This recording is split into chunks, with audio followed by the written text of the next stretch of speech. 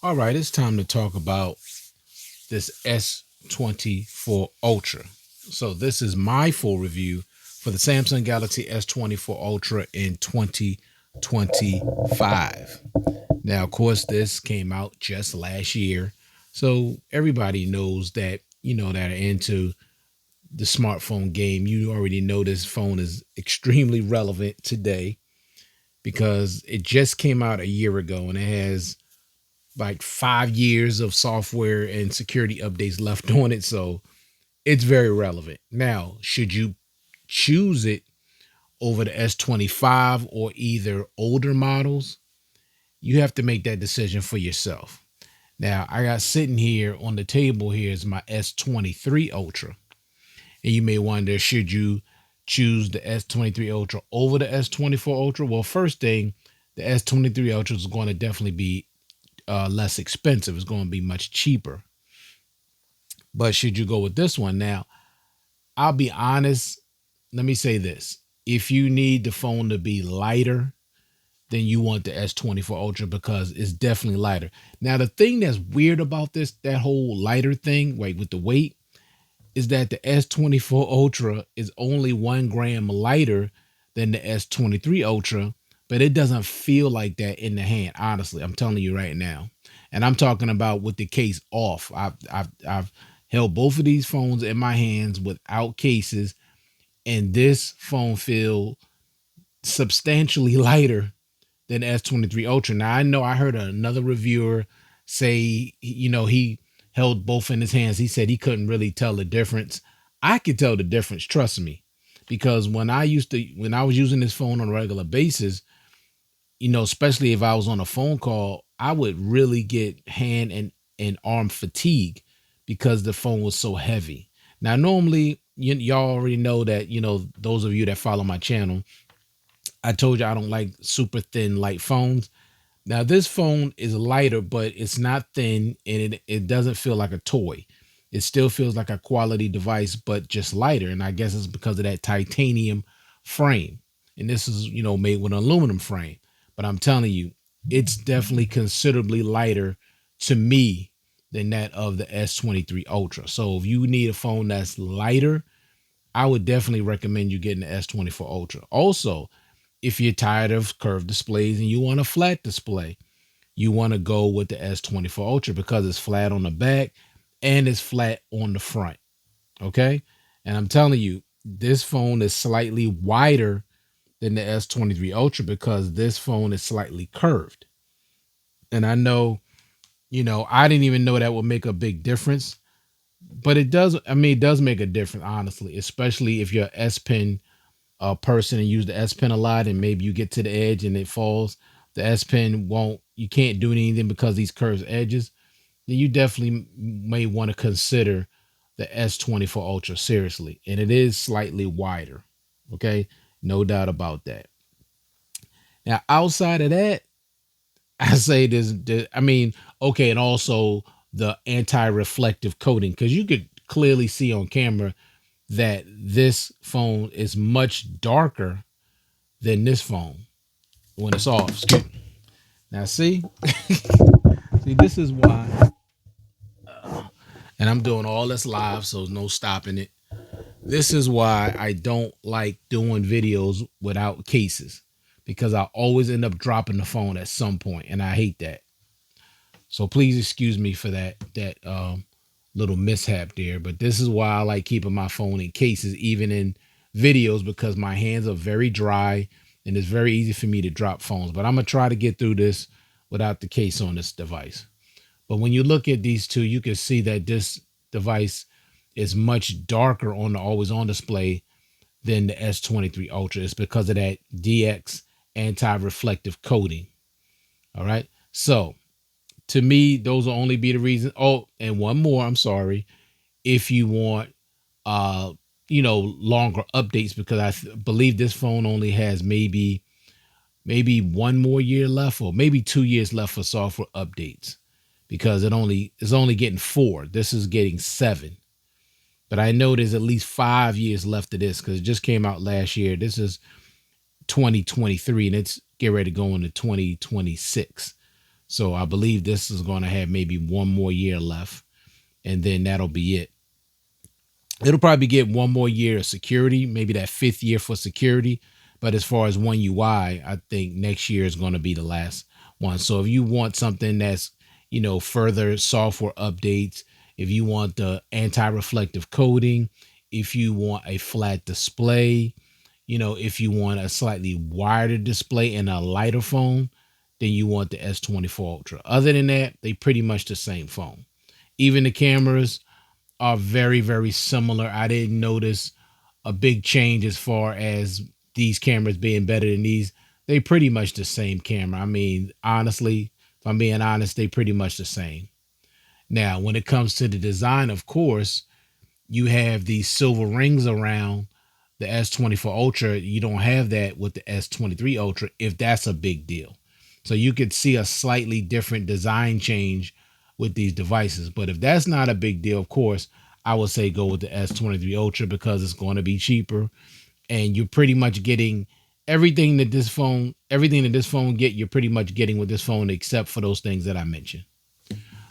All right, so let's get into this full review. So first, I'm gonna start off with the things that I like. Now, I'm gonna try to make this fast, people. I'm gonna try. It's not easy when you're trying to cover a whole lot of things. So let's get started. Things that I like. First thing that I like is the design. Now, the reason why I like the design. Now, I didn't think initially I would like this design because when I first saw this design, I did not like it. I did not. But it's something about getting a device and getting it in hand and actually seeing it in person. It just gives you a different feel. And that's really real because I was very critical of this design, prior to actually getting the device in hand and actually looking at it up, in person. So it's different. So I like these silver rings around the camera and how it makes the phone pop a little bit, especially with this color. So I like that added silver rings, how it makes the cameras pop. Like I like that because it's exactly the same design, but the only difference is that silver trimming around the camera lenses. And I like that. Okay. I like that a lot.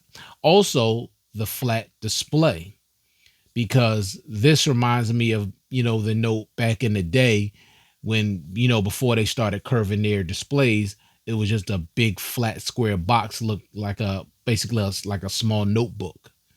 So I definitely like the design of this device. Next, the build quality.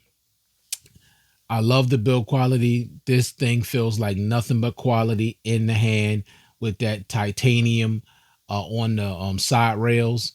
And also, when you're just looking, I mean, it's totally flat. Like it's just boxy all the way around. And when I stand my phone up like this with my case on it, it literally just stands up straight like this. And I don't remember the last time I was able to make a phone stand up straight like this, even with a case on it. So it's completely flat all the way around. And it actually makes it a lot easier to hold, honestly. And I didn't really think, that was possible, but it actually makes the phone a lot easier to hold in the hand as opposed to the S23 Ultra with the curved display. Now with a case, it doesn't make a difference because if you have a clear case like this, you're gonna have a lot of grip, so it don't make a difference. But without a case, definitely this is easier to hold. Also, and I know it's weird because this is slightly curved, but when I'm holding this phone like this, even though I use cases on all my devices, even though this looks like it's pointy and it's going to be uncomfortable, literally it does not stab me in the hand. I'm telling it's weird because when you're looking at it, it looks like it's pointy, right? If you're looking at the bottom, looks like pointy. It look like it should stab me in the hand and feel uncomfortable, but it does not. I took the case off this device the other day and I held it in my hand and this thing was stabbing me in the hand. It felt very uncomfortable. I don't know how that's possible. That's weird to me because this seems a little rounded at the bottom, but it still stabs me in the hand. And this one doesn't. And it looks like it's going to or it should, but it doesn't. This phone is super comfortable to hold without a case. This phone is not comfortable to hold without a case. Not at all. And I'm being totally honest, at least for me. I can only speak for myself. So this thing's extremely, it got that lightness to it, but not feel cheap. But then it doesn't stab me in the hand. I don't know how Samsung managed to do that to make it look so pointy, but it's comfortable. It doesn't stab you in the hand. Weird. All right, next thing, the weight of the device, 233 grams. Remember, this is 334 grams, but this thing is considerably lighter than the S23 Ultra, so I love the weight of this device. Next, the flat display. Because it's flat, you're getting slightly more display. It's a little wider, okay, because the screen is not going over like a waterfall. It's straight now, so you're just getting a little bit more display, and you're getting a flat display, which I did not think I would like at all, because I've been using curved displays for a long time, and I got used to them, even though they could be a pain every now and then, especially if you're doing something with the S Pen. Outside of that, I just got used to it, but I actually like the flat display better, honestly. I honestly didn't think I would say that, but I actually like the flat display better. Next, I really like this violet color. I didn't think I would. I thought it would be a little feminine, but I wanted to try something different. But it doesn't look like violet. It looks more like a purple to me. So I definitely like this color of this device, no doubt about it. Next, and I just talked about this a few minutes ago, the DX anti-reflective coating. It works very, very well in direct sunlight outside. You can easily see this phone with no problems. About a couple of months ago, I was at my church doing the outreach, and I needed to read some things off of my phone, scriptures and notes and different things like that. And I ended up trying to use this, and I couldn't even see anything. Then I said, oh, wow, I didn't realize I was using this instead of this. And then I started using this, and I could read everything very easily. So the reflective coating is the real deal. Seriously, especially if you're somebody that works outside, you're going to want the S24 Ultra for sure. No doubt about that. Next, the button placement. The button placement is excellent. You have the power button where it's supposed to be, and then the volume rockers right above it. Excellent button placement. When I try to hit the power button, I don't have to strain my fingers. It's right here where it should be. And, of course, I got to stretch a little bit to get to the volumes, but the power button is exactly where it needs to be. And that's only because I don't have really long fingers. As you see, my thumb is like a little short and a little nub. I just don't have long fingers. So for a person that has longer fingers, they're not gonna have any issue trying to get with the volume rockers. Even though I can reach them, I just have to make a little adjustment with my hold on the phone to reach them. But the power button, the button placement overall is excellent. No problem with that. Next, the always on display. Now, keep in mind, this is also going to be a dislike, but I'll explain that when I get to the things that I don't like. But Samsung, honestly, even though I'm frustrated with them with the always on display, and like I said, I'll explain that when I get to the things that I don't like, but they honestly make the best always on display on the market. They just do. Especially when you can add these widgets and all these different things on here. Like I got, my weather, I got, my next event. I don't like how small the notifications are. I hate it. But then you always can see the fingerprint sensor. I like that. And of course, down here you got your now brief. So it's cool, and it's easy to see. So I definitely like the always on display. Next, the ultrasonic in-display fingerprint sensor. It's also something I dislike, but as far as liking it, it's instant. As soon as you touch it, it opens right up. Honestly, just a tap. Honestly, just a tap. I mean, it's excellent. No problems with the in-display fingerprint sensor at all. Let me turn this brightness down a little bit. Don't want to blind nobody. Oh boy. All right, I'll put it probably like 60%, because I have some people that be complaining that it's too bright. All right. Next thing, the display. So we have here a 6.8 inch LTPO Quad HD dynamic AMOLED display, HDR10 plus. It's Samsung. We already know about Samsung, and just they're the best when it comes to the display. I mean, the displays are excellent. They're absolutely stunning. They're beautiful. But this is also a dislike, and the reason why it's a dislike is because this device doesn't get as bright as it should. Like without me having to use the extra brightness, it just doesn't get that bright. For me, I'm just speaking for me when because I use my phone at 100% brightness, and I have other phones that are much brighter than this. And for the price they sell this phone for, it definitely should be brighter than this. Honestly, it's crazy, but the S23 Ultra has a brighter display, and that's without the extra brightness than the S24 Ultra, and I don't even know how that's possible. I don't know how this is literally has a brighter display than the S24 Ultra. I don't know how that's possible, but I put them side by side, and it's definitely a fact. Even with an all white screen, color screen, it don't matter. The S23 Ultra has a brighter display than the S24 Ultra, and I don't like that. I don't like that at all. Next, the dual stereo speakers. This is also a dislike, but I'm going to tell you what I like about it. These speakers get very loud. I mean, just seriously loud, much louder than the S23 Ultra. So if you're a person that want really loud speakers and you like, to listen to, stuff on your device without headphones, because I do a lot of times, if I'm in an environment where I can do it, I prefer to listen to content, watch videos and different things without headphones on. And these speakers get crazy loud. So loudness is not an issue, but I'll explain what my issue is about these later on. Next, the performance. Now, you're using the Snapdragon Generation 3 on this device, and the performance is good. The phone is fast, it's fluid, no problems, when it comes to that. No problems at all. I really, Samsung has really made some serious improvements with their devices, and I like it.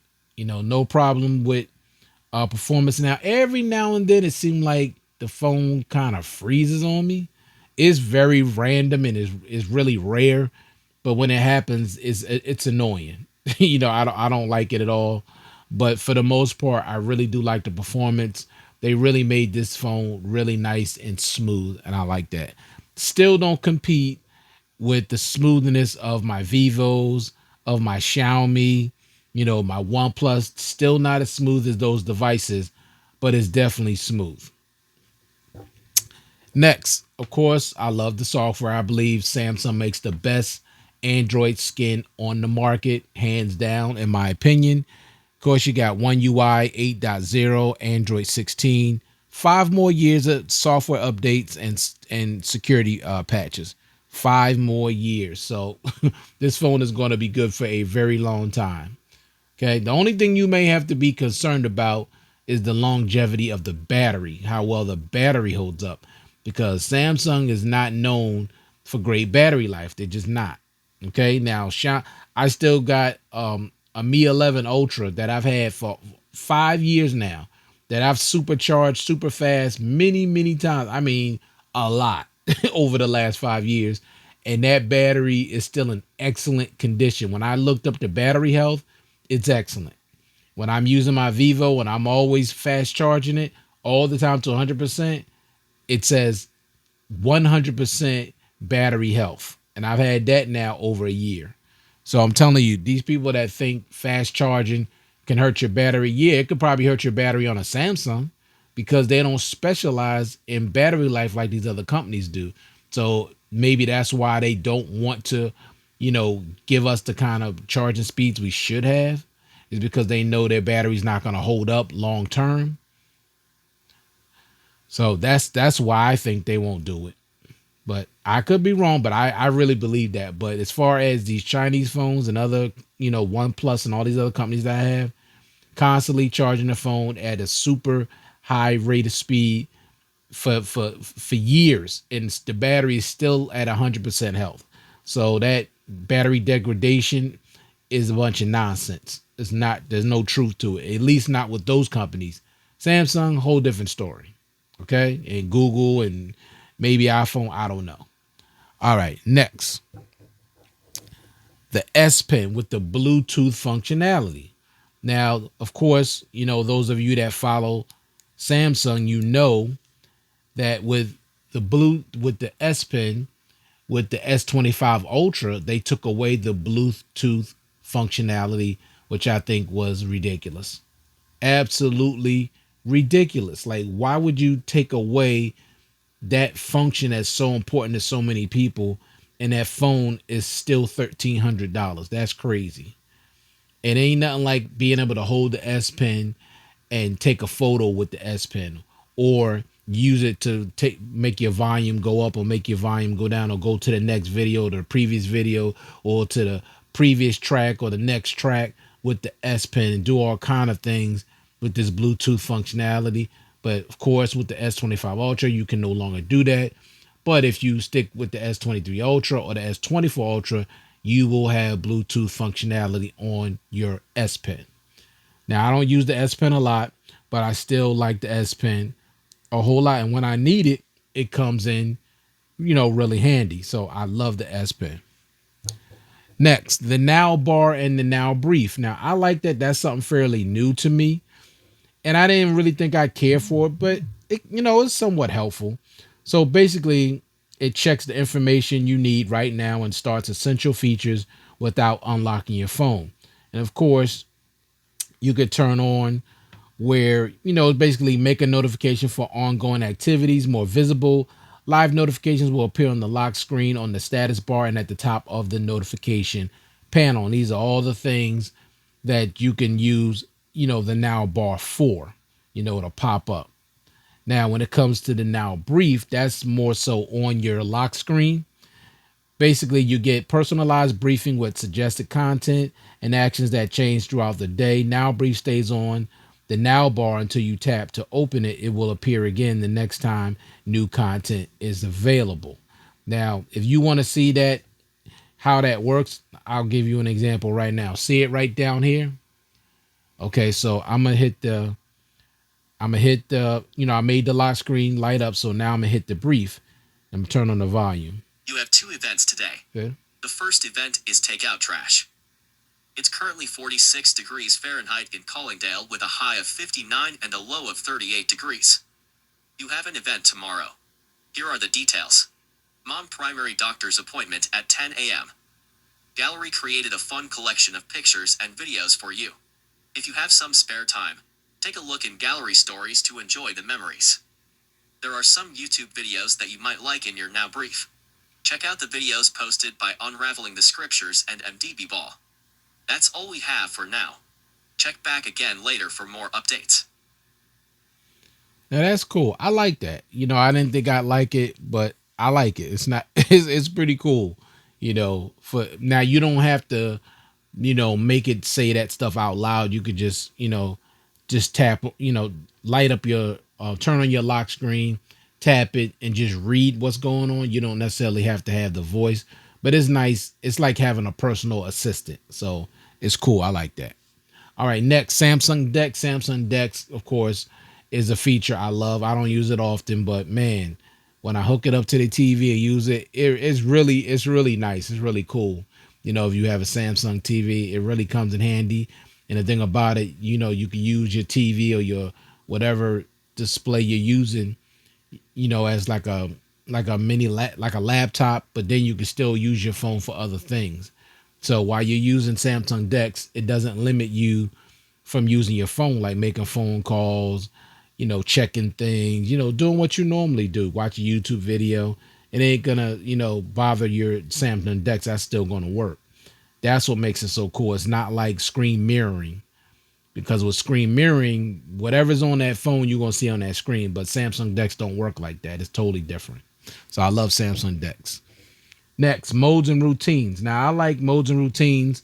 Give you an idea. You can set things up like when I leave my house, my Wi-Fi shuts off and it won't come back on until I get back to my house.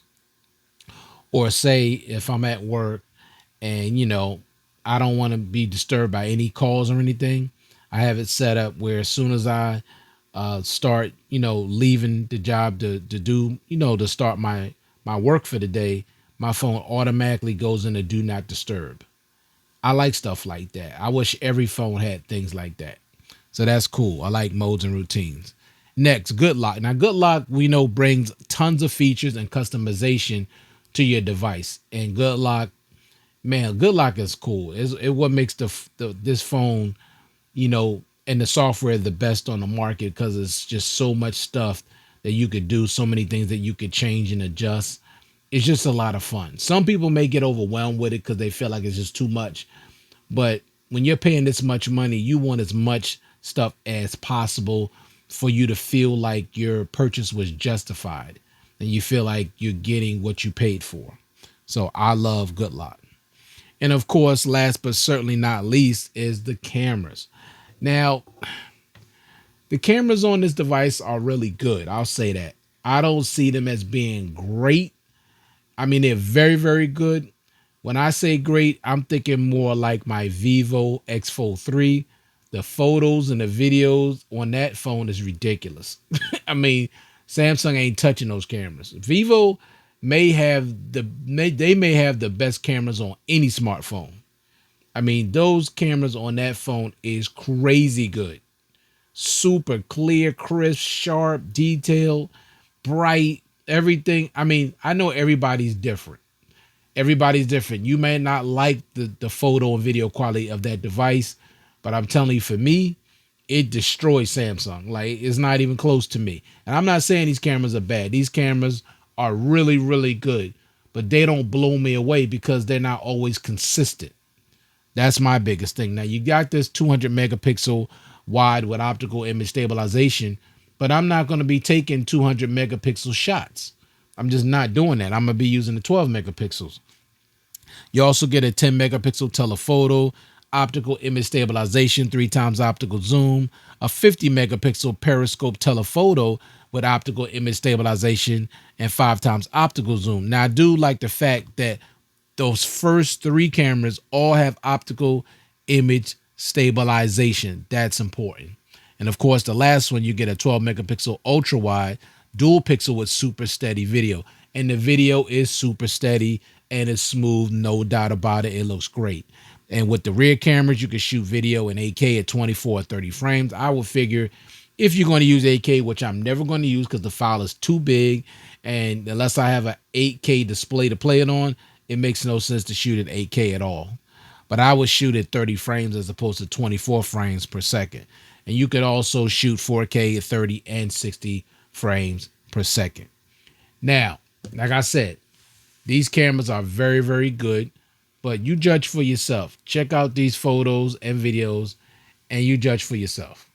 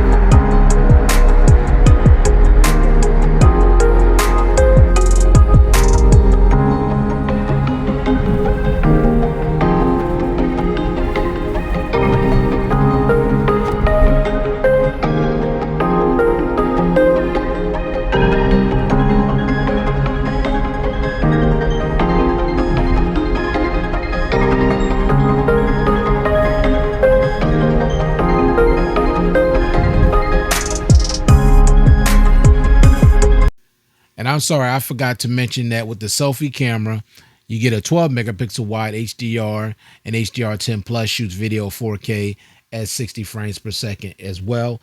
And I like how small it is up there because it's not intrusive at all. It's very, very small.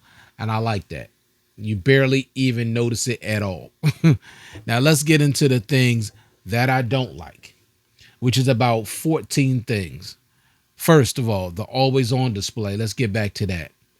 First thing I don't like about the always on display, you can't adjust the brightness. Sometimes it gets really bright, and then other times it gets really dim, but you can't control it. With the S23 Ultra, you can actually go into good lock and you can take the brightness up, down, in the middle, however you want. You can't do that with this new update with One UI 8. You cannot do it, and I don't like that. Now, the way it looks now is the way I want it to stay, but it just won't. It'll just get dim. I don't like that. I also don't like how small these notifications are and they're all white. I can't stand that. Also, the the battery percentage is extremely teeny up here in the corner where I can barely see it and know what the percentage is because it used to be here. Let me show you with the S23 Ultra.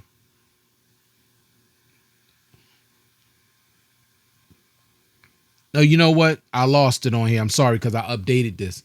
But you used to be able to get the percentage down here, right underneath the fingerprint sensor, and then right up underneath the time.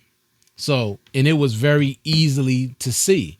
I don't know what Samsung was thinking about putting it all the way up here in the corner and making it so small till you could barely see it. Why not put it back under here underneath the fingerprint sensor and back under here where it used to be, or at least make it considerably bigger so we can see it. I can't see that, so I don't like that. So those are the things, I don't like. And the these notifications should be the original icon in their original in their own color, and they should be much bigger than this. They're just too small. So those are the things about the always on display that I just don't like. Next, the face unlock. The face unlock on here is just so inconsistent, and Samsung has not made any improvements with the face unlock, and I don't like it. The people that nailed it, Xiaomi, Oppo, Vivo. I even got other companies that do a better job than Samsung when it comes to face unlock. This face unlock is mediocre, and I don't like it. Samsung, please talk to those other Chinese companies and have them show you how to make a good face unlock, because your face unlock is trash, in my opinion. Next, the fingerprint sensor. Now, I told you earlier I really didn't have an issue with it. It works good. It's super fast. It's just tap. But my issue is there's no haptic feedback, and there's really no cool animations that come with it like these other OSs. They, give you a nice big old swirly, you know, nice little animation and have some, haptic feedback. You feel a little vibration when you hit the fingerprint sensor. Now I know there's probably going to be many of you out there that don't care about stuff like that, but I actually do. And I think they could easily do that. That would be nice. Next, secure folder. Now they screwed up the secure folder on the Samsung devices. I don't know what they were thinking. Now I use secure folder and I have things in here that are secure. Okay, so you can use a PIN, password, or your fingerprint to get in here. But the thing was, before that, soon as you exit the secure folder, it would automatically lock it. Now it does not do that. The only way you can lock it is to set it up to lock in 5 minutes, 10 minutes, or something else, or you have to literally turn the screen off in order to lock secure folder, which I think is complete nonsense. Why can't I just swipe up to exit the app and it automatically locks like it's always done since it's coming to its existence? Like, I don't know why Samsung would do that. That was just stupid. And I absolutely hate it. When I exit the app, I used to have the option. We all used to have the option for that thing to lock automatically. Now it does not unless you literally turn the screen off, which I think is stupid. And I hope Samsung is listening and change that back the way it was because that's stupid.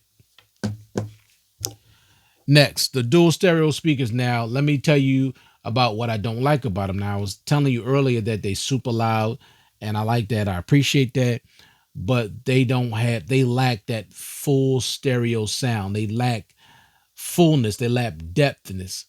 Like other devices that I have, that the speakers are just far better. They just sound better. So I wish Samsung would just improve on these and just make them sound a little more full. Have a little more depth to them. Next, the 45-watt wired charging is an absolute joke. 45 watts over an hour and 10 minutes. That's ridiculous. Okay, Samsung, like that's pathetic.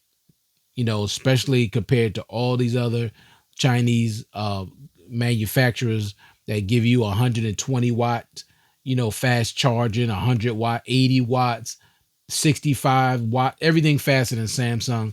And they got the nerve to charge you $1,300 for this with that slow charging speeds, which is ridiculous. And this has been they've ever since the S20 they've offered 45-watt charging. So we're talking 6 years with the same charging. It's ridiculous. No improvement whatsoever. Next, the wireless charging is an absolute disgrace. 15 watt wireless charging? Are you kidding me? There's budget phones that charge faster than that. That's ridiculous. Unacceptable. 4.5-watt reverse wireless charging. Pathetic once again. Next, the battery size, 5,000 milliamp hours, is too small. Okay, we see all these other companies stepping up 7,500 milliamp hours, 703, 7,300 milliamp hours, 6,000 milliamp hours, 5,700 milliamp. Everybody's going up except Samsung, still stuck at 5,000 milliamp hours and can't even get 2 days of battery life. It's ridiculous, unacceptable. This phone, for as much as they charge for it, you should be able to get 2 days of battery life easily. Next, of course, this is old school. This is the old school part of me coming out. No expandable memory. I just hate that they took that away. I really do. I hate it. Next, no quad DAC. Of course, we'll probably never see nothing like that again because LG, they specialized in a quad DAC and it just sounds absolutely amazing. Honestly, just absolutely amazing. And I'm not saying that the 32-bit DAC in here is trash, but a quad DAC would just take the DAC in here to a whole nother level. It really would. Next, no headphone jack. Of course, I still got an issue with them removing that. I hate that they removed it. Next, the presentation. Now, we all know Samsung's presentation absolutely sucks. It just sucks. You get nothing except a corny looking box, which it looked like recycled paper basically, and just a charging cable. Seriously, no case, no charging brick, no headphones. Unacceptable. Especially for a phone that expensive. You don't even get a nice presentation, a great unboxing experience. So I still to this day don't understand why YouTubers have unboxings when there is nothing to unbox except the phone. And there is no unboxing experience. Why waste your time? I'm not, and I told y'all this a long time ago. I'm not doing any unboxings with devices that there's nothing to unbox. I'm not gonna waste y'all time. Now, when there's a unboxing that's worthy for me to do an unboxing, a device that's worthy of me doing an unboxing, then I'll do an unboxing video. Other than that, I'm not wasting my time. And I'm not gonna waste y'all time. And last, on my dislikes, no IR blaster. That's something Samsung used to put on their phones a long time ago. It'd be nice if they would put that back, especially for the price that they're charging for this device. It would be nice. So that's pretty much my review of this device. I do like this device a whole lot. I like it over the S23 Ultra, Probably one of the biggest things is just the weight of it. It's just so much easier to hold for a very long time, and my hand and my arm does not get fatigued. And I do like the flat display, and I love the way these cameras stand out because of those silver rings. And I like the flat display. I didn't think I would, but I actually do. But as far as the software, is exactly the same. And the anti-reflective coating, I like that too. So would I suggest you get it? I say yes. If you, like I said, the things I mentioned in the beginning, if that's, those four things, 4 or 5 things, if you feel like that's worthy of upgrading, I would say do it, especially if you could afford to. But if you don't really feel like it's a worthy upgrade, I would say definitely stay with your S23 Ultra, or go get the S23 Ultra. Okay? So, at the end of the day, that's really up to you, but I definitely like this device. I still use this device on a regular, but I definitely have switched over to this. And a big reason for it is it's just the weight, man. I'm telling you, the weight, that flat display, the speakers, it just feels so good in my hand. I can't even explain it. I really can't. It just feels so comfortable with or without a case. It's easier to hold, because it's completely flat around the sides and on the front and the back. This is a great phone, honestly, and I can understand why it was the phone of the year last year. I understand now, even though it still needs some improvement in some areas, but I can understand why it's phone of the year last year. All right, so thank you all for taking the time to view this content. I do appreciate it, and I hope everybody out there stays safe. And I will check you guys out in the next one. Peace.